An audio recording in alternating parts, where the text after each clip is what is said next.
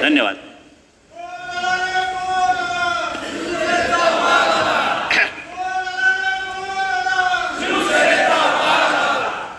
छत्रपती शिवराय, हिंदू हृदय सम्राट, शिवसेना प्रमुख माननीय बाळासाहेब ठाकरे, आपल्या घटनेचे शिल्पकार भारतरत्न डॉक्टर बाबासाहेब आंबेडकर यांना अभिवादन करतो.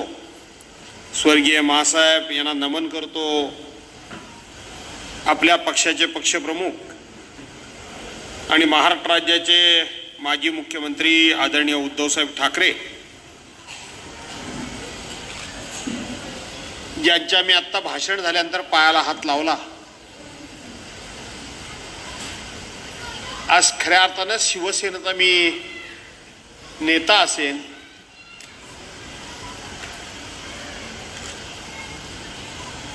पण ही शिवसेना संपवण्याकरता अनेकांनी प्रयत्न केला.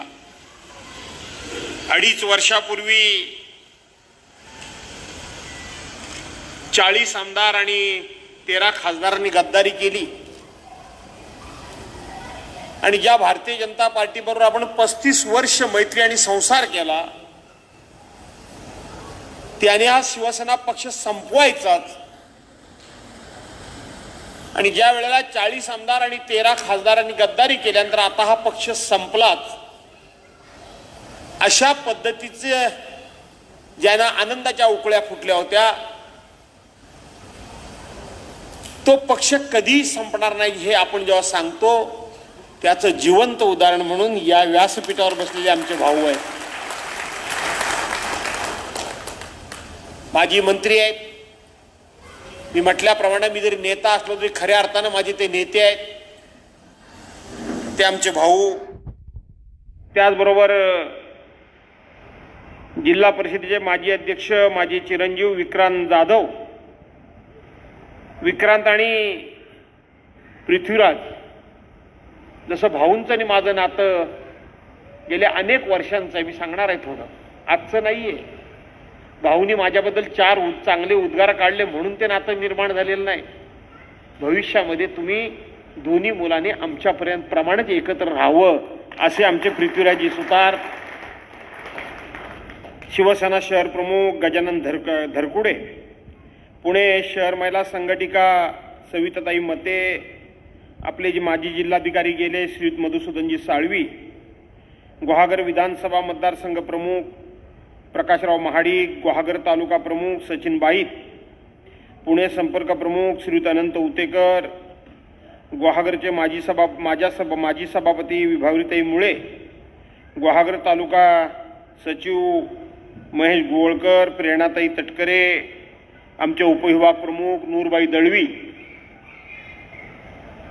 श्रीयुत सकपाळ, मला वाटतं सकपाळ, आणि श्रीयुत अजय कदम, आमचे दत्ताजी खांबे, जगदीशजी भुवड, सोमनाथजी गावणंग, असे अनेक या भागातले सर्व पदाधिकारी आणि मोठ्या संख्येनं उपस्थित असलेल्या बांधवांनो, भगिनींनो आणि सहकारी मित्रांनो,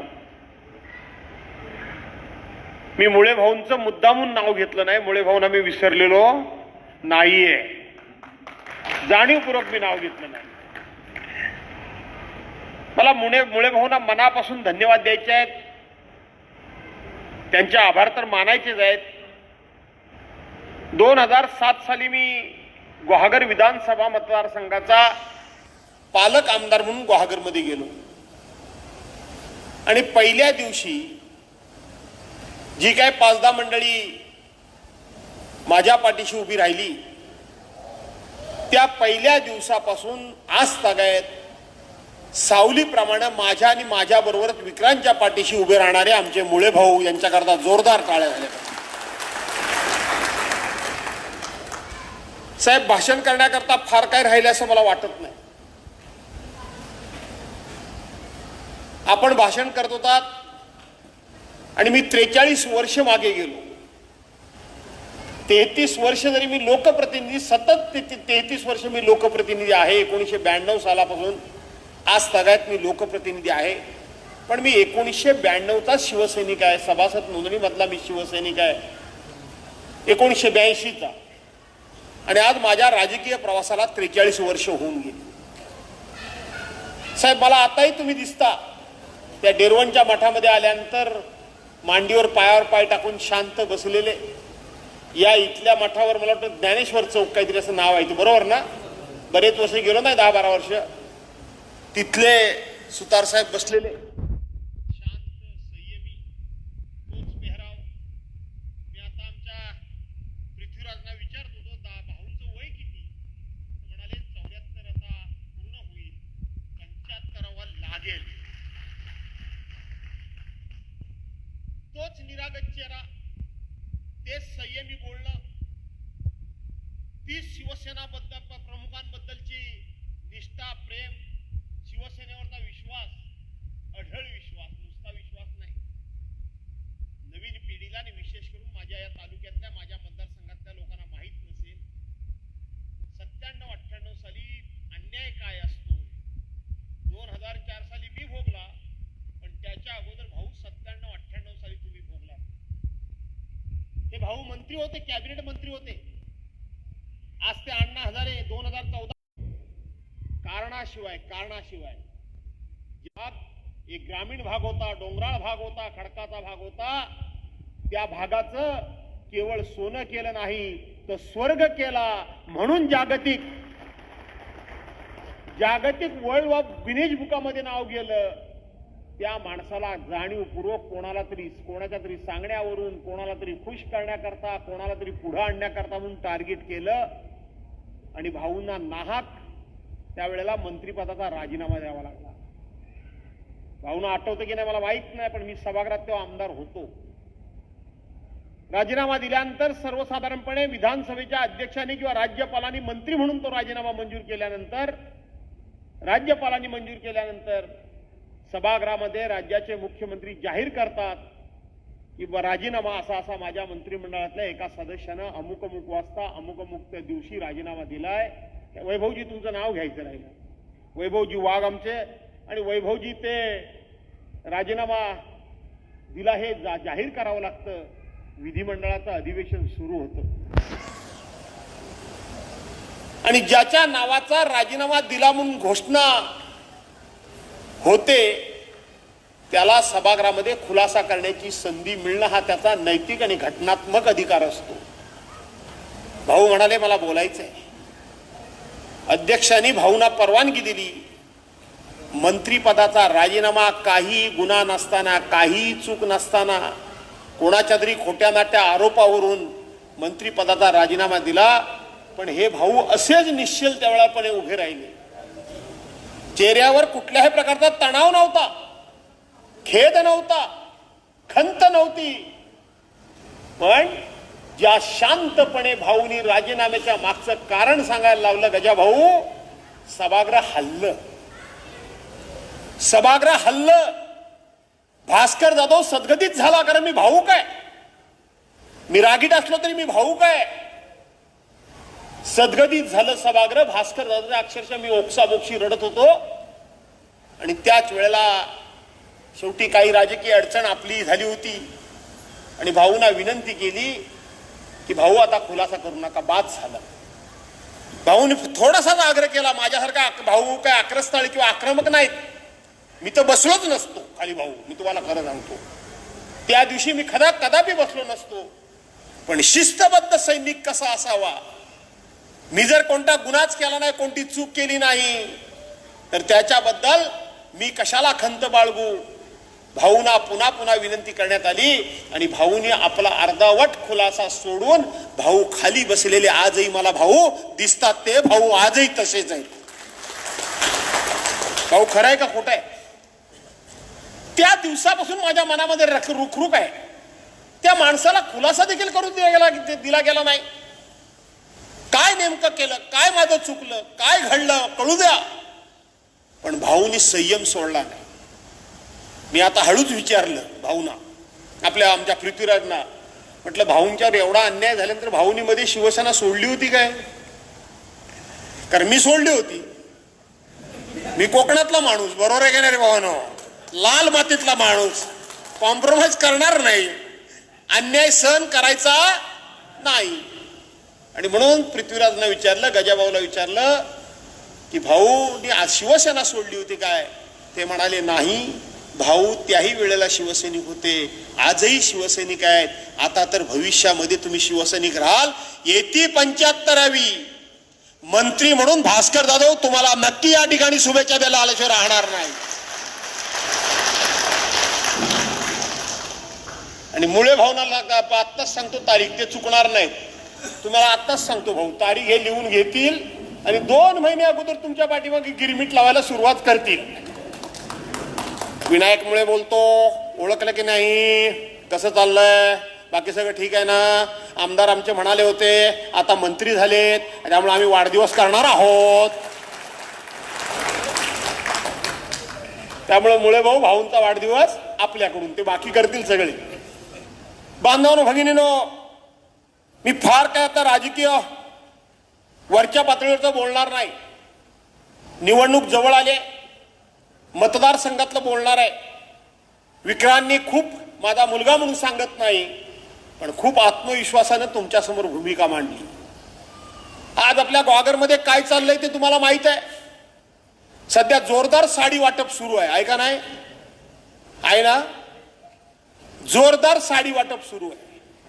जे साडी वाटप आता करतायत त्यांना आणि त्यांच्या वडिलांना आणि त्यांच्या पक्षाला तुम्ही ग्वागर मधून किती वेळा निवडून दिलं? किती वेळा निवडून दिलं? 8 वेळा. तुमच्या पण लक्षात नाही, 8 वेळा तुम्ही निवडून दिलं, बरोबर आहे? एकदाच फक्त ते पराभूत झाले कैलासवासी रामभाऊ बेंडल साहेबांच्या समोर, आणि मला वाटतं केसर बेंडल साहेबांच्या समोर. बाकी 8 वेळा तुम्ही निवडून दिलं. या सदग्रस्तांनी कधीतरी कोणाच्या लग्नात 5 रुपयाचं पाकिट टाकलेलं आठवतं काय तुम्हाला? आठवतं काय सांगा? कोणाच्याही लग्नात 5 रुपयाचं पाकिट टाकायचं नाही, पण त्याच्या लग्नाची तारीख लिहून ठेवायची आणि मग त्याला कधीतरी हळूच फोन करायचा, लग्न झालं पण हळद उतरणी झाली नाही. मग आता कधी करू हळद उतरणी? अरे लग्नाला गेला असतास तर 5 रुपयाचं पाकिट तरी टाकलं असतंस. लग्न झालं, हळद उतरणी करूया ही स्वतःहून सांगायचं, आणि येताना 4-6-8 लोक जरा घेऊन येतो बरोबर. परवांच्या खेपेला 2 कमी पडलेत, एखाद दुसरा वाढवून ठेवा. कितीतरी जर लोकांना अनुभव असेल, आहे का नाही तुम्हाला? आज काल परवाच्या कोरोनामध्ये डॉक्टर म्हणून, मी काय डॉक्टर नाही, पण महाराष्ट्रामध्ये आर्सेनिक अल्बमच्या गोळ्या कुठेही मिळाल्या नाही. आंध्र प्रदेशमध्ये जाऊन सगळ्यात जर गोळ्या कुणी आणल्या असतील, मी तुम्हाला पुरवल्या असतील, तर त्या भास्कर जाधवनी पुरवल्यात, लक्षात ठेवा. कसल्या साडी वाटपाचं सांगताय तुम्ही मला? 2007 सालापासून माझी पत्नी, 2007 सालापासून माझी पत्नी हळदी कुंकवाला येते. ती राजकारणात कधी नसते, ती व्यासपीठावर कधी नसते. इथं मुळे वहिनी बसलेल्या आहेत. प्रत्येक जिल्हा परिषद गटामध्ये जाऊन हजारो महिला भगिनींची ओटी भरण्याचं काम आम्ही केलं, निवडणूक डोळ्यासमोर नाही. आणि त्यात माझं चुकत नसेल तर त्यावेळेला आपल्या कसं, आता मी काय म्हटलं, ते हळदी कुंकू म्हणजे मकर संक्रांती नंतर ना, त्या हळदी कुंकूच्या त्या कालावधीमध्ये कधीही निवडणूक आलेली नाही. निवडणूक डोळ्यासमोर ठेवून आम्ही महिला भगिनींची ओटी भरण्याचं काम माझ्या पत्नीनं, माझ्या कुटुंबानं केलेलं नाही. आज निवडणूक आली आहे म्हणून आज काही मंडळी आणि काही लोकांच्या घरची मंडळी आज साड्या देताना डान्स करणं, नाच करणं, नाचायला लावणं वगैरे वगैरे सगळं चाललंय. त्यावेळेला हळदी कुंकवा करता एखादी तरी साडी कोणाच्या ओटीत भरली होती काय? आठवण करा. काही झालेलं नव्हतं. आणि म्हणून या असल्या गोष्टींना तुम्ही बळी पडणार नाही हे मला चांगलं माहिती आहे. आज 1500 रुपये माझी लाडकी बहीण, थोडक्यात सांगतो, मुख्यमंत्री माझी लाडकी बहीण, सगळा भुलभुलई आहे. मगाशी विक्रांतनी सांगितल्याप्रमाणे माझ्या मतदारसंघामध्ये सुतार साहेब पालकमंत्री त्या लाडके बहीण योजनेचा त्या ठिकाणी इव्हेंट करायला आले, कार्यक्रम करायला आले, उद्घाटन करायला आले. मी हजारो महिला गोळा केले. आता साधारणपणे ते आपल्याला कसं वागवतात ते तुम्हाला माहिती आहे. आमदार कोण काही जात नाही आणि मी त्यांच्या कार्यक्रमाला जाईन असं त्यांना वाटलं नाही.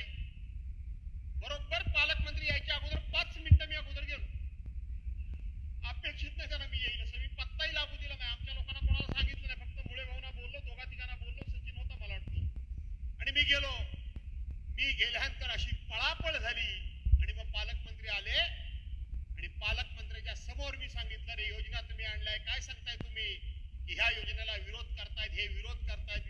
कोण विरोध करताय? इथं सगळी सरकारी यंत्रणा बसलेली आहे.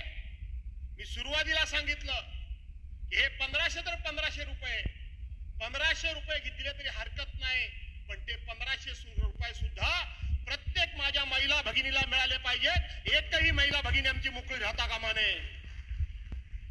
या करता त्यांचे फॉर्म म्हणून घेण्याकरता म्हणून मी माझी माणसं बसवली, सरकारी यंत्रणा कामाला लावली. कोण विरोध करतंय? कशाला विरोध करताय? पण गाजावाजा फार मोठा. मला तुम्हाला सांगितलं पाहिजे, गावाशी तुम्ही बोललं पाहिजे सर्वांनी. ही काय पहिलीच योजना नाही. हे सुतार साहेब इथं बसले. संजय गांधी निराधार योजनेतून किती जणांना पेन्शन मिळते? वृद्धकाळ योजनेतून किती जणांना पेन्शन मिळते? निराधार योजनेतून किती जणांना पेन्शन मिळते? त्या ठिकाणी श्रावणबाळ योजनेतून अनेकांना पेन्शन मिळते. महिला पोलीस पाटील ज्या महिला आहेत त्यांना मानधन मिळतं, त्यांना हे पेन्शन देणार नाहीये. आशा वर्करांना मानधन मिळतं, त्यांना हे पेन्शन देणार नाहीये. अंगणवाडी सेविकांना मानधन मिळतं, त्यांना हे पेन्शन देणार नाहीये. अंगणवाडी मदतनीसना मार्गदर्शक हे मिळतं, मानधन मिळतं, त्यांना हे पेन्शन देणार नाहीये. आता पेन्शन कोणाला देणार आहेत? एका घरामध्ये जर 2 किंवा 3 जर 21 वर्षाच्या मुली असतील तर दोघींना नाही, फक्त एकीला देणार आहेत. एकीला देणार आहेत. त्याचबरोबर ज्या माझ्या महिला भगिनीचं 65 वर्ष पूर्ण झालं असेल त्या 65 वर्षाच्या नंतर त्यांना पेन्शन मिळणार नाहीये. कारण फक्त आणि फक्त हातपाय चालतात तोपर्यंत द्यायचे. म्हाताऱ्या बाईला गरज आहे का थोडं तरण्या बाईला जास्त गरज आहे? त्यांना द्यायचं नाहीये, त्यांना द्यायचं नाही. मध्यंतरी एसटीतून मोफत अर्ध्या तिकिटामध्ये मला वाटतं प्रवास ही योजना जाहीर केली. त्यावेळेला ज्यांची 55 आणि 60 वर्ष वय होती त्यांची खोटी 65 वर्ष मुद्दामून करून घेतली. 65 वर्ष मुद्दामून करून घेतली. 25 रुपयाच्या एसटी मधून तिकीट वाचवण्याकरता ज्यांनी 65 वर्ष वय करून घेतलं त्यांना आता पेन्शन नाही. भाऊ लय लबाड आहेत. तुम्ही एवढं काय समजू नका. पक्के लबाड आहेत, पक्के लबाड आहेत. त्यांना कोणालाही ते मिळू द्यायचं नाहीये. या राज्यामध्ये अधिकृतपणे 5,63,00,000 महिला आहेत. 5,63,00,000 महिला आहेत. दत्ताजी खांबे, किती जणांचे अर्ज आले? 1,13,03,23 महिलांचे फक्त अर्ज आलेत. याचा अर्थ 4 कोटी आपल्या 6 कोटी आणि 53 लाख आहेत. 5 कोटी नाही, 6 कोटी आणि 53 लाख आहेत. 727. याचा अर्थ 5 कोटी आणि 50 लाख महिलांना हे 1500 रुपये मिळणार नाहीये. गाजावाजा किती, केवढा गोंधळ. 1500 रुपयात जणू काय त्यांचं सगळं आयुष्य अगदी सुधारलंच. 1500 रुपये म्हणजे काय? अरे 1500 रुपये काय? आठवा तो काळ 2014 साली याच देशाच्या पंतप्रधानांनी याच सरकारनं भाजपाच्या काला धन लाने का बात किया था क्या नहीं किया था? काला धन लाने का बोलले होते का नाही बोलले होते? आणि मग आणल्यानंतर काय करायचं? काय करायचं? तुमच्या खात्यात 15-15 लाख रुपये टाकणार होते की नाही? यांच्या पण टाकणार होते की नाही? ते आता संपले काय का आलेच नाही? अरे 15 लाख 2014 साली तुम्ही देणार होतात. आज 2024 साली तुम्ही त्या 15 लाखावरून 1500 रुपयावर आलात. लबाड आहेत, लबाड आहेत. लक्षात घ्या. लोकांचं प्रबोधन करा. मी ग्रामीण भागामध्ये ज्या गमतीनं सांगतो आणि महिला पोट धरून असतात तसं मी इथं सांगत नाही. मी शहरामध्ये बोलतोय.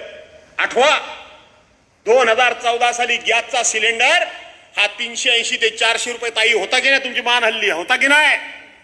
मध्यंतरी किती रुपयावर गेला? किती रुपयावर गेला? बरोबर आहे. महिलांना माहित नाही म्हणून पुरुषांना माहिती आहे. गेल्या भाऊबीजेला, गेल्या दिवाळीला देशाच्या पंतप्रधानांनी घोषणा केली कि मैं मेरे बहनों को भाऊ बीज की भेंट देने जा रहा हूं. महिला खुश. आता म्हणली मोठी भेट, कारण देशाचा पंतप्रधान काही छोटी भेट देईल काय, एवढी मोठी देईल की नाही, बरोबर आहे की नाही. महिला खुश. किती रुपये दिली सिलेंडर मध्ये, कमी किती गेले ताई सांगा. अरे लक्षात आहे का ना तुमच्या, 200 रुपये फक्त कमी गेले, बरोबर आहे ना. 1200 रुपये 10 वर्षे घेतले आणि फक्त आता 200 रुपये कमी केले. अरे गरीबातला गरीब भाऊ उद्या दिवाळीला या माझ्या बहिणीकडं जर भाऊबीजेला गेला आणि बहिणीने जर आरती आणली तर कमीत कमी 500 रुपयाची नोट नक्की आरतीत टाकेल का नाही टाकेल. देशाच्या पंतप्रधानाने भाऊबीज किती रुपये दिली तुम्हाला, 200 रुपये फक्त. भाऊ लबाड आहेत की नाही, म्हणजे ते भाऊ म्हणतोय मी, हे सरकारी भाऊ काही नाहीये, हे कोणाच्या खिशातलं नाहीये, हे तुमच्या खिशातलं आहे, हे तुमच्या खिशातलं आहे. 65 ते 70 वर्ष देशाला स्वातंत्र्य मिळून झालं, काँग्रेसने राज्य केलं. आमच्या राजकीय कारकिर्दीतली आर्थिक कारकीर्द 5-25 वर्ष आम्ही काँग्रेसला शिव्या देण्यात घालवले, आम्ही कबूल करतो. पण त्यावेळेला शेतकऱ्यांच्या शेती व अवजारावर कधीही टॅक्स नव्हता, कधीही टॅक्स नव्हता. शेतकऱ्याची फवारणीची औषधं असतात त्याच्यावर कधी टॅक्स नव्हता. शेतकऱ्याच्या कुठल्याही बियाणावर वगैरे टॅक्स नव्हता टॅक्स. पण आता मुलाचं तुम्ही दूध घ्या, जीएसटी नावाचा टॅक्स तुमच्यावर आहे की नाही. पाण्याची बॉटल घ्या, टॅक्स आहे की नाही. मीठ घ्या, पीठ घ्या, काहीही घ्या. माझ्या बहिला भगिनी जर 500 रुपयाची साडी घेतली तर 18-90 रुपये त्यांना जीएसटीच्या नावाचा टॅक्स भरावा लागतो. त्यावेळेला साडी मिळते. अरे इतकंच कशाला, माणूस मेल्यानंतर त्या माणसाला शेवटी आपण जे कफन घालतो त्या कफनावर सुद्धा आता 18% टॅक्स आहे. 18% टॅक्स आहे. तुमच्या सगळ्यांकडून, गोरगरिबांकडून, मोलमजुरी करणाऱ्या माणसाकडून वर्षाला लाखो रुपयाचा नाही तरी 5-50 हजार रुपयाचा टॅक्स वसूल करतायत आणि वर्षाला 1800 रुपये देतायत. त्याचा डांगोरा पिटतायत. लोकांचं प्रबोधन करण्याची गरज आहे. कराल ना की नाही करणार. आणि म्हणून लोकांना सांगण्याची गरज आहे की हे सगळं जे आहे ते लाडकी बहीण योजना नाही तर ही लाडकी खुर्ची योजना आहे. बहीण काही नाही. लोकसभेला यांना धडा लोकांनी शिकवला म्हणून यांना आता बहिणीची आठवण आलेली आहे. पण आता बहिणी आमच्या सुशिक्षित झालेल्या आहेत. लबाड भावांना ओळखून आहेत. चांगला कोण आहे आणि वाईट कोण आहे हे ओळखून आहे का नाही. सांगा मला, कोरोनाच्या कालावधीमध्ये गावागावामध्ये रस्ते बंद लोकांनी केले होते की नाही केले होते. रस्त्यावर काट्या जाळी टाकल्या होत्या का नव्हत्या टाकल्या होत्या. पुण्यातनं माणसांना कोकणामध्ये जाता येत होतं काय. मुंबईतून चाकरमान्यांना येता येत होतं काय. कोण कशेडीच्या घाटामध्ये उभा होता. हेच भाजपाचे आताचे नेते, माजी आमदार यांनी माझ्या विरोधात मुलाखत दिली वैभव वाघ की भास्कर जाधव स्वतः उभा राहतोय कशेडीच्या घाटामध्ये, भास्कर जाधव स्वतः उभा राहतोय पुण्याच्या घाटामध्ये आणि चाकरमान्यांना घेऊन येतोय. हा भास्कर जाधव आपल्या मतांची पेगमी करतोय.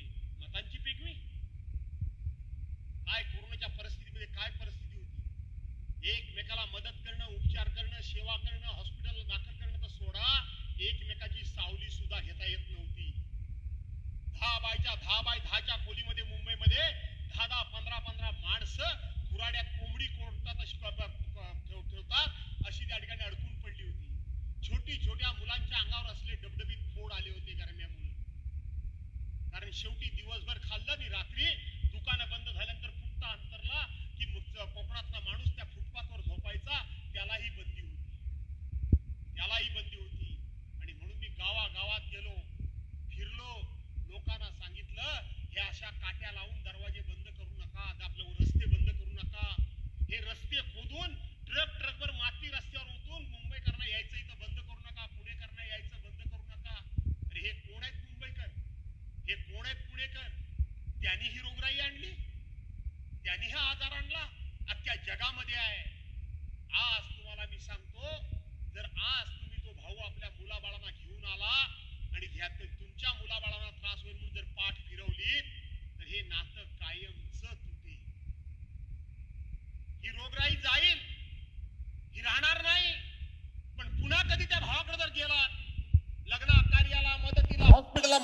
म्हणून सांगायला, घर बांधायला मदत कर म्हणून सांगायला गेला तर तो भाऊ म्हणेल नमस्कार लांबूनच करतो रे बाबा.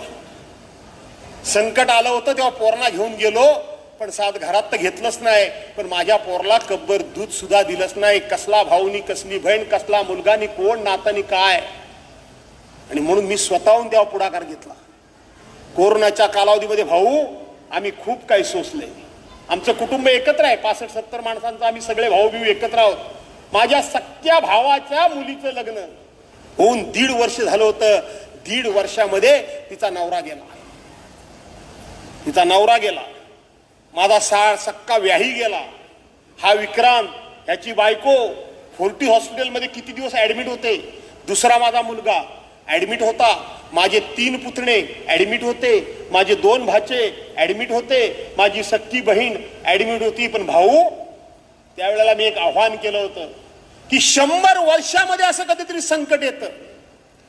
रोज संकट येत नाही. जे काय नशिबात असेल ते होईल. माझं सगळं दुःख बांधवानं भगिनीनं मी घरी ठेवलं आणि मी सांगितलं की 100 वर्षात कधीतरी असं संकट येतं. माझ्या गुरुजींनी मला शिकवलं होतं की स्वतः करता जगलास तर मेलास, आणि दुसऱ्या करता जब मेलास तर जगलास. दुसऱ्या करता मेलो तरी चालेल, दुसऱ्या करता मेलो तरी चालेल.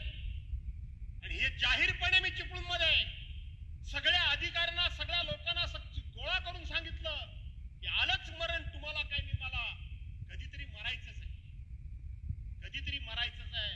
पण दुसऱ्या करता काहीतरी दुसऱ्या करता काहीतरी करून जर मेलो तर आज नाही, इतिहास आपल्या मरणाची नोंद घेईल. मला काही झालं नाही. तेवढा हे माझ्या विरोधात मुलाखती देत होती की भास्कर जाधव हे संकट मतदारसंघात आणतोय. सांगा मला, त्यावेळेला माणसं महत्वाची होती की नव्हती? त्यांना जगवणं म्हणजे मतं मिळवणं. त्यांना जगवायला पाहिजे होतं, आणि ते जगवण्याचं काम मी केलं दादा, मी केलं. मुंबईमध्ये हा महेश गोळकर वागरताय. मुंबई सारख्या ठिकाणी मुंबईकरांना मदत करायला सेल आपण महेश उभा केला होता की नाही मुंबईमध्ये? मी केला. तुम्ही काय करत होतात कुठे तुम्ही? कोणी नव्हतं. आज निवडणुकांची मला काळजी नाही. माझ्या आयुष्यामध्ये निवडणुकीला मी कधी प्रचाराला बाहेर पडत नाही. या वेळेला बाहेर पडणार नाही. मला निवडून द्यायचं की नाही द्यायचं हे तुम्ही ठरवायचं आहे. मी नाही ठरवायचंय. 5 वर्ष माझ्या मतदारसंघामध्ये जरी एवढा कोणाला काहीतरी झालं तर भास्करराव प्रत्येकाला त्याची सगळी टीम मदत करते का नाही करते? काय सांगताय विकासाच्या गोष्टी आम्हाला? गेल्या 5 वर्षामध्ये यांनी एकही आम्हाला हरामखोरांनी यांच्या सरकारमध्ये एकही रुपया आम्हाला विकासाला 2.5 वर्षात दिला नाही. 5 वर्षात नाही, 2.5 वर्षात या शिंदेचं सरकार आल्यापासून सभागृहामध्ये आम्ही उभं राहून सांगितलं यांना, अरे 40, 50, 60 वर्ष काँग्रेसने राज्य केलं. हे भाऊ विरोधी पक्षातून निवडून आले होते एकदा सत्तेत, पण पहिल्यांदा विरोधी पक्षातून निवडून आले होते. मी फक्त एकदा सत्तेत, बाकी विरोधी पक्षात निवडून आलो. त्यांनी 10 रुपये घेतले तर ते आमच्याकरता 8 रुपये तरी द्यायचे. 8 रुपये द्यायचे. त्यांचे कार्यकर्ते त्यांना सांगायचे, हा भास्कर जाधव शिवसेनेचा कार्यकर्ता आहे, हा आम्हाला तिकडे छळतो, आम्हाला त्रास देतो. माझंच उदाहरण मी सांगतो, याला विकासाला पैसे तुम्ही देऊ नका, असं माझ्या सारख्या अनेकांबद्दल हे बोलायचे. तेव्हा काँग्रेसवाले काय म्हणायचे हे तरुणांनी लक्षात घ्या. काँग्रेसवाले म्हणायचे आपण लोकशाही मानतोय, लोकांनी ते निवडून दिलेले हे लोकप्रतिनिधी आहेत, आपण काम करतोय ते त्यांचं वैयक्तिक काम करत नाही, तर जनतेनं त्यांना निवडून दिलंय, त्या जनतेच्या विकासाची कामं ते घेऊन येतात म्हणून आम्हाला करावी लागतात. या नालायकांनी 1 रुपया सुद्धा आम्हाला दिला नाही, 1 रुपया. पण आमच्या उद्धव बाळासाहेब ठाकरे यांनी महाराष्ट्रामध्ये काय घडलं मला माहित नाही, पण कोकणाला एवढे पैसे भाऊ देऊन ठेवले होते, एवढे पैसे देऊन ठेवले होते. तुम्ही माझ्यापेक्षा अनुभवी आहात. एकदा का बजेटमध्ये तरतूद झाली, व्हाईट बुक मध्ये त्याची नोंद झाली की घटनेप्रमाणे कोणालाही त्याला स्टे देता येत नाही. यांनी त्या कामांना सगळ्या स्टे दिला, कामांना सगळ्यांना स्टे दिला. मी स्वतः लोकांची कामं म्हणून मुख्यमंत्री एकनाथ शिंदेंच्याकडे गेलो, देवेंद्र फडणवीसच्याकडे उपमुख्यमंत्र्यांनी अर्थमंत्री म्हणून गेलो, उदय सामंत पालकमंत्री यांच्याकडे गेलो, कोकणातले बांधकाम मंत्री म्हणून रवींद्र चव्हाणांच्याकडे गेलो, यांनी आमच्या कामाचा स्टे उठवला नाही. जो म्हणून त्यांच्या पक्षात जात होता त्याचा फक्त स्टे उठवायचे. शेवटी विक्रांत आणि मी मुंबईच्या हायकोर्टामध्ये गेलो. त्यांनी मगाशी सांगितलं, मी 43 वर्ष राजकारणामध्ये आहे, 33 वर्ष लोकप्रतिनिधी आहे, आमच्या अंगावर एवढा सुद्धा शिरतोडा नाही. हायकोर्टातले वकील उभे करायचे म्हणजे लाखो रुपये लागतात. त्यावेळेला प्रत्येकाकडून सभागृह बांधायचं वर्गणी लागायची. नळपाणी विशेष करून गुहागरमध्ये नळपाणी करायच्या वर्गणी लागायची. रस्ता करायचा वर्गणी लागायच्या का नाही लागायच्या? 1 रुपया कोणाकडून घेतला नाही. खिशातले पैसे हायकोर्टाच्या वकिलाला भरले, लढाई लढलो. तुम्हाला अभिमान वाटला पाहिजे. आणि स्टे उठवताना केवळ माझ्या मतदारसंघातला नाही तर जे पवार साहेबांबरोबर आमदार राहिले, जे उद्धव साहेबांबरोबर राहिले आणि जे काँग्रेसमध्ये राहिले त्या सगळ्यांचा स्टे आपण उठवला. या सगळ्यांचा स्टे उठवला. तुम्हाला काय अभिमान आहे का नाही की गुडघे टेकायला पाहिजे होते की लढायला पाहिजे होतं? मी गुडघा टेकल्याचा आनंद वाटला असता तुम्हाला? यांच्यासमोर गुडघे आपण टेकले नाही, टेकणार नाही. तुम्हाला काय वाटतं आम्हाला कमी त्रास आहे? नाना तारीच्या चौकशा, नाना तारीचे हे ते शेवटच्या क्षणाला मी दबत नाही. त्यावेळेला माझ्या घरावर भाऊ पेट्रोल बॉम्ब टाकून जाळायचा प्रयत्न केला. कोण होतं माझ्या घरात? हा विक्रांतीची बायको, त्याची 2 वर्षाची छोटी मुलगी आणि माझी पत्नी, 4 माणसं फक्त घरात होती. पेट्रोल बॉम्ब टाकून यांनी माझं घर जाळायचा प्रयत्न केला. सिक्युरिटी अचानकपणे काढली न सांगता. सगळी माझ्या बरोबरची, मी जेव्हा सिंधुदुर्गातून आलो होतो भरपूर सिक्युरिटी होती. एका तासात सिक्युरिटी माझी काढली आणि बरोबर दावा करून माझ्या घरावर पेट्रोल बॉम्ब टाकून जाळण्याचा प्रयत्न केला. यांना वाटलं मी नमेन, यांना वाटलं मी ह्यांच्यासमोर झुकेन. मी ठरवून टाकलं, जे काय व्हायचं ते होईल, पण झुकायचं नाही. काय वाटेल ते झालं तरी झुकायचं नाही. काय सांगतात आम्हाला? काय सांगतात? काय केलं? काय 15 वर्ष मी आमदार आहे, 15 वर्ष त्यांनी काय केलं? आज हे महिलांना साड्या वाटतायत 2-3 हजार रुपयाच्या वाटू देत. मी मगाशी सांगितलं की हळदी कुंकवाला प्रत्येकाच्या घरात मंत्री म्हणून 10-10 हजार रुपये मी दिले. माझे नाही दिले, सरकारचे दिले. असंघटित कामगार मंडळ त्यावेळेला ते माझ्याकडे खातं होतं, प्रत्येकाला सगळे संच दिले. जाऊन कोर्टात बघा, जाऊन त्यावेळेला देवेंद्र फडणवीस मुख्यमंत्री होते. ह्याच आमदार, माजी आमदारनी ही योजना बंद पाडण्याकरता म्हणून आपल्या सरकारचा सत्तेचा उपयोग केला. देवेंद्र फडणवीसनी मला एकदा बोलवलं, म्हणले होते भास्करराव काय करायचं? म्हटलं त्यांचं काय म्हणणं आहे की तुम्ही ते पैसे वाटलेत. म्हटलं मी 10-10 हजार रुपये वाटून जर मला लोकांनी निवडून दिलं असेल, सत्ता तुमची आहे ना भाऊ, बरोबर आहे की नाही? तुम्ही 25-25 हजार रुपये द्या, मी विरोध करणार नाही, लोकांना मिळू द्या. दिला 1 रुपया? लोकांना मिळत होतं ते बंद करण्याचं काम यांनी केलं. मी मच्छीमार महामंडळ असंघटित कामगाराच्या धर्तीवर, कारण मच्छीमारांना शेवटी पैसे मिळत नाही मच्छी बंद झाल्यानंतर, त्यांचा शासकीय पगार व्हावा, कुणी मंडळाकडे दुर्लक्ष केलं. MIDC आपण मंजूर केली, 10 वर्ष टिकवली. यंदा ह्याने जिल्ह्याचे पालकमंत्री आणि MIDC मंत्री उदय सामंत, या उदय सामंतांना मी सांगत होतो, अरे तुम्ही जिल्ह्यातले मंत्री आहात, एखादा नवीन कारखाना आणा. कोरोनाच्या नंतर लोकांना बेकारी काय ती कळायला लागली आहे. एखादी कारखाना आपण करा. आपण काय आणलं होतं? आपण टेक्सटाईल पार्क आणला होता, आपण लॉजिस्टिक हब आणला होता आणि आपण फूड पार्क आणलं होतं. केमिकल कारखाना आणलेला नव्हता. एकही घर जात नव्हतं, एकही काजूचं झाड येत नव्हतं. मुळामध्ये गिरण्या बंद पडल्या. त्या गिरण्यामध्ये जास्तीत जास्त कामगार हे कोकणातले आणि सातारा जिल्ह्यातले जास्त होते आणि म्हणून तयार कापड आणायचं, कटिंग करायचं, खाज बटन करायचं, इस्त्री करायची, बॉक्समध्ये भरायचं. किमान 5 ते 6 हजार महिला रोज तिथं कामाला लागल्या असत्या की ज्यांना शिक्षणाची गरज नाही. यांनी फटाके वाजवून MIDC बंद केली म्हणून फटाके वाजवले. हे पाहिजेत तुम्हाला? हे काय आणत होते? शिप ब्रेकिंगचा कारखाना, संपूर्ण कोकण उद्ध्वस्त करण्याचं आणि प्रदूषण निर्माण करण्याचं काम हे करत होते. सामान्यातला सामान्य माणूस यांच्या नारळावर खोपडीच्या झाडावर चढणारा पाहिजे, तो नोकरी धंद्याला लागता कामा नये. हे यांचे धंदे. काय झालं तिथं? आपण गुहागरची त्या नगरपंचायत केली, मी नगरविकास राज्यमंत्री होतो. बंद कुणी केली? अस्गोलीला कुणी त्यातून बाहेर काढलं? कुणी काढलं?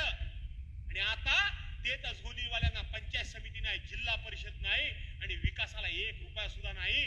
त्यांना आता पश्चाताप होतोय. आणि म्हणून मला तुम्हाला सांगायचंय, त्या गुहागरला आपण एक जेटी उभी केली. लोकांनी बसू नये. एक व्ह्यू गॅलरी तयार केली, एक नाना नानी पार्क तयार केला. आपण तिथं निवास निहारी योजना आणून हजारो लोकांना रोजगार मिळवून दिला. कुणी बंद पाडला? कुणी जेटी तोडली? मी बोलतो म्हणून नाही, जाऊन बघा. कुणी व्ह्यू गॅलरी तोडली? सर्वसामान्य माणसाने तिथं जावं आणि बसू नये. ह्यानीच फक्त आपल्या घरामध्ये झोपाळा हलवावा. काय झोपाळा हलवावा? विशेष करून ग्वागरकरांना मी सांगतोय, याने बंद पाडली. मी बंद पाडलेली नाहीये. आणि म्हणून बांधवानो भगिनीनो, भरपूर काय आपल्याला बोलायचंय. एक अतिशय महत्वाचं काम करायचंय. पुन्हा MIDC तर मी आणणार म्हणजे आणणारच. तुम्हाला आज सांगून टाक.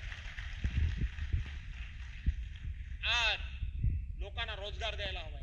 13 फेब्रुवारी 2022 ला रे आदित्य साहेबांना तू नेलं होतंस.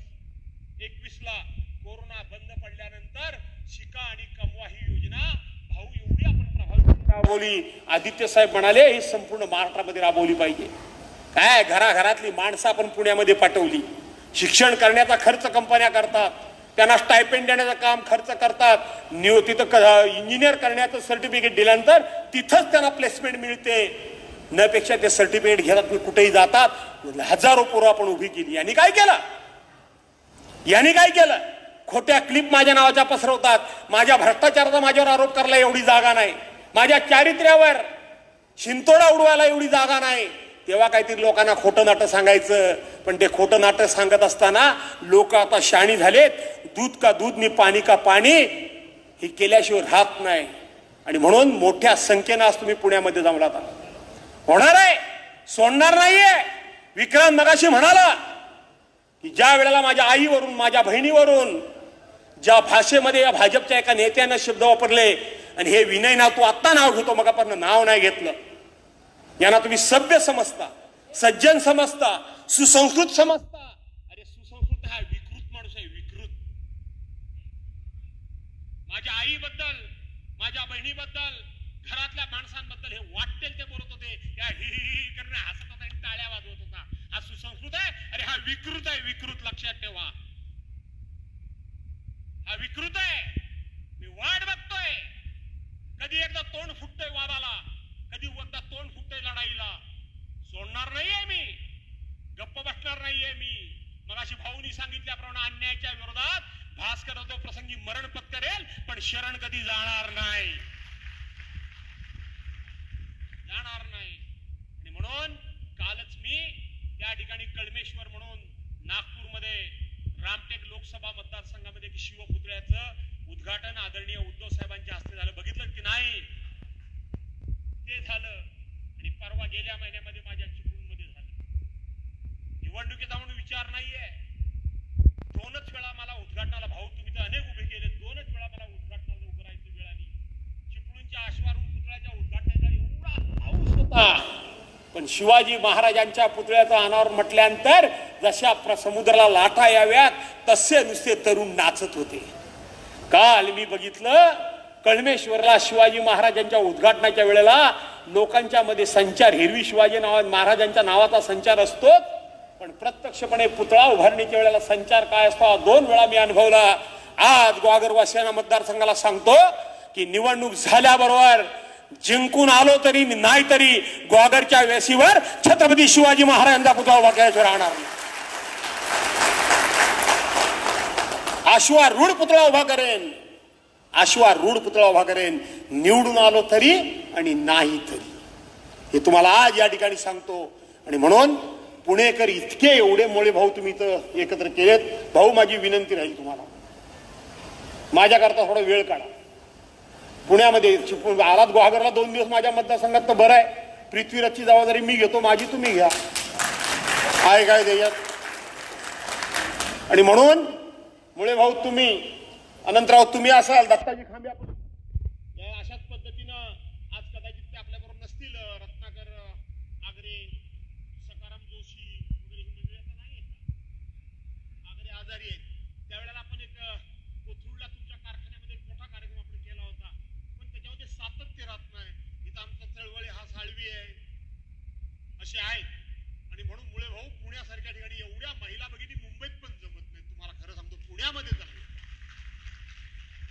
पुण्यामध्ये जमल्या. मुळे भाऊ, मी आज शिवसेनेचा नेता म्हणून सांगतो की तिथं हे अनंतराव फक्त खेड तालुक्याचे संपर्क प्रमुख आहेत. आमचे तिकडं गुहागर विधानसभा मतदारमध्ये प्रकाशराव महाडिक आहेत, आमचा तिथं महेश गोळकर आहे. आज भाऊ करू ना, आज पुण्यामध्ये गुहागर विधानसभा मतदारसंघाचे संघटक म्हणून मी मुळे भाऊंच्या नावाची घोषणा करून टाकतो. कराल सहकार्य सगळे? नक्की करा. त्यांना मी वारंवार पाठवीन. आपण एकत्र येऊ. जसं मुंबईमध्ये मी जवळजवळ प्रत्येक वेळी शना भवनमध्ये लोकांना भेटायला येतो. जरा संघटन होऊ द्या. मुळे भाऊ सगळ्यांचे मोबाईल गोळा करा, त्यांचे व्हॉट्सअप ग्रुप तयार करा. मगाशी इथं मतदार वाढण्याच्या संदर्भामध्ये आमच्या वैभव वाघांनी सांगितलं, तुमची मतं ज्यांची ज्यांची वाढवायची असतील त्यांनी मुळे भाऊंच्याकडे कॉन्टॅक्ट करा. निवडणूक जाहीर झाली, कारण 1 जुलै पर्यंत मतदार वाढवणीचा कार्यक्रम होता. आता त्या 1 जुलै पर्यंत वाढवलेल्या मतदाराची यादी ही 10 ऑक्टोबरला जाहीर होईल. आणि निवडणूक लागली की निवडणूक लागण्याच्या 8 दिवस अगोदरपर्यंत सप्लिमेंटरी यादी तयार करण्याचा नियम आहे आणि त्याप्रमाणे ती यादी होईल. तुम्हा सर्वांचं नाव हे गुहागर मतदारसंघामध्ये येऊ द्या. मतदानाला नेण्याची जबाबदारी भास्कर जाधव घेईल. काय जमेल की नाही? फक्त पृथ्वीराजचं मत मात्र इथलं बाहेर काढू नका, एवढं मात्र लक्षात ठेवा. पण बाकी सगळं इकडचं काढा, बाहेर काढाल ना. आणि म्हणून खूप आनंद वाटला. बहिणीच्या भाईला भगिनी वगैरे जमल्या. काय रात्रीचं थोडंफार केली आहे का नाही सोय? केली नाही, काळजी करू नका. खूप चांगल्या प्रकारे इथं व्यवस्था झाली. भाऊनी सहकार्य केलं, सर्वांनी सहकार्य केलं. आमचे गजाभाऊ थारकुडे म्हणतायत, साहेब तुम्ही इकडची पुण्याची काय काळजी करू नका. एक पुण्यामध्ये आपल्याला महिला संघटिका पण तयार करावी लागेल, ते करू आपण नंतर. परचुरी गावचे लोक सगळे झाडून आलेत. महिला भगिनी मोठ्या प्रमाणात, अगदी जसं काय म्हणजे कुठल्या म्हणायचं काय ते गणपती दिवाळी असतो आणि जसे माझ्या बहिणी नटून थडून आल्या आहेत, अशाच कायम नटून थडून तुम्ही निवडणुकीला या, प्रचारला या, माझ्या याल काय. आणि म्हणून भरपूर वेळ झालाय, पण मला सविस्तरपणे बोलायचं होतं. भाऊना मी म्हणत होतो तुम्ही बोला आणि भाऊ गेला तरी चालेल. जे म्हणाले, भाऊ खरंच सांगतो, तुमच्यातला शिवसैनिक हा बाळासाहेबांच्या शब्दातून घडलेला आहे. असे सगळे घडावेत अशी अपेक्षा व्यक्त करून आपल्या सर्वांना लाख लाख धन्यवाद देतो. लगेच मी जाणार नाहीये. ज्यांना कोणाला भेटायचं असेल त्यांनी मला जरूर भेटावं अशा प्रकारची विनंती करून आपल्या सर्वांना धन्यवाद देऊन, आणि आपण इथे चर्चा केली ती गावागावात पोचवा. विशेष करून मला खेड आणि चिपळूणचं एवढं काय तितकंसं नाही, पण गुहागरमध्ये जे पुणे मुंबईकर आहेत त्यांचा गावच्या लोकांच्यावर पूर्णपणे प्रभाव आहे. मुंबई पुण्यातल्या लोकांना गावाला खूप मान आहे. थोडंसं चिपळूणमध्ये आमच्याकडे असं म्हणतात, आलाय मोठा शियाना शिकवायला. मुंबईचा चाकरमानी ना, तो शिकवतोय. पण गुहागरमध्ये तसं नाहीये. गुहागरमध्ये खूप मोठा मान, शब्द, आदर. गावची मंडळं आणि गुहागरची म्हणजे ग्रामीण मंडळं आणि मुंबई पुण्याची मंडळं कुठलाही निर्णय एकत्रितपणे घेतात की नाही. आणि म्हणून तुम्ही हा मेसेज पोचवा. साड्या घ्या, काय हरकत नाही, पण हळदी कुंकवाला सुद्धा जे कोणी आले नाहीत त्यांना साड्या द्यायच्या आहेत. त्या साड्या निवडणुकीला फक्त देत आहेत. ज्यांनी दुसऱ्याच्या आई बहिणीचा उद्धार केला आणि हसल्याने टाळ्या वाजवल्या त्यांच्या हस्ते साड्या घेताना अंगाला शिशारी आली पाहिजे. शिशारी कोणाच्या हस्ते घ्यायची साडी, यालाही काही शेवटी पद्धत आहे, तत्व आहे, नीतिमत्ता आहे. अशा लोकांकडून घेण्याच्या ऐवजी त्यांचा धिक्कार केला पाहिजे आणि तो करा. अशा प्रकारचं शिक्षण मार्गदर्शन तुम्ही करा. वैभव वाघ, तुम्हाला आता तुम्ही जावई तिकडचे आहात, महिनाभर तुम्ही घेऊन मी भाऊनाच आग्रह करणार आहे, 4-5 दिवस भाऊ तुम्ही मला द्या, 2-4 दिवस, जास्त नाही, पण दिवसाला छोटे छोटे 4 सभा जरी घेतल्यात तरी खूप ह्या तुमच्या बोलण्याचा इम्पॅक्ट होईल भाऊ. कारण असं आहे की शिवसेना फुटल्यानंतर पहिली माझी सभा झाली आणि त्यावेळेला मी सांगितलं की चला बाहेर पडा. जुन्या जाणत्या लोकांनी, ज्यांना आता विभाग प्रमुख नको, शाखा प्रमुख नको, आमदारकी नको, खासदारकी नको, नगरसेवक नको, त्यांना जाऊन सांगा घराघरातून, अरे तुम्ही वाढवलेली शिवसेना आज अडचणीत आहे, बाहेर पडा. आणि अख्खी मुंबई खळबळून जागी झाली आणि बाहेर पडली. माझी खात्री आहे की भाऊंचे विचार ऐकल्यानंतर जुनी जाणती माणसं घराघरातून बाहेर येतील आणि शिवसेना पुन्हा एकदा खंबीरपणे उभं करतील. विश्वास आणि पुन्हा धन्यवाद तुम्हाला देऊन तुमचे आभार मानतो. थोडा घरी जायला उशीर झाला तरी हरकत नाही, चालेल ना? आणखीन अर्धा बोलत नाही. बाहेरच्या राजकीय काय गप्पा गोष्टी सांगितल्या नाहीत, फक्त आपल्या लोकलच बोललो. पुन्हा भेटत राहू, बोलत राहू आणि दिवसागणिक आपलं नातं अधिक घट्ट करू. निवडणुकी पुरेसं नातं आपण कधी जोडत नाही. 43 वर्ष आज जी नाती जोडलेली आहेत सातत्यानं, ते माणुसकीचं नातं आमदार असेन किंवा नसेन, शेवटी काय हा 7-12 काय माझ्या बाप जायदाचा नाहीये. काल कोणतरी होता, त्याला लोकांनी उठवला म्हणून मी बसलो. मला एक ना एक दिवस ह्या उठायचंच आहे, पण उठलो. आमदार असलो, मंत्री असलो नसलो, पण जेव्हा मतदारसंघातून फिरेन त्या दिवशी लोक तोंड वाकडं करणार नाही, तर आदरानं 4 लोक पुढे येतील. ते खऱ्या अर्थानं माझं श्रेय आणि माझं क्रेडिट आहे की हा आमचा आमदार होता, हा कधीही आमच्याशी वाईट वागला नाही. मी बाहेर कडक आहे, बाहेर चिडतो, पण भाऊ मी माझ्या मतदारसंघात चिडत नाही, जरा कमी चिडतो. बाहेर भयंकर चिडतो. कालचं नागपूरचं एअरपोर्टचं बघितलं काय प्रकरण? जरा बघा कोणीतरी बघितलं काय का नाही? नसेल तर जरा युट्यूबवर जाऊन बघा. बाकी काही मी सांगत नाही. आणि म्हणून पुन्हा एकदा तुम्हाला धन्यवाद देऊन आपल्या सर्वांचे आभार मानतो आणि निवडणुकीला या अशी विनंती करून आपल्या सर्वांची रजा घेतो. जय हिंद, जय महाराष्ट्र.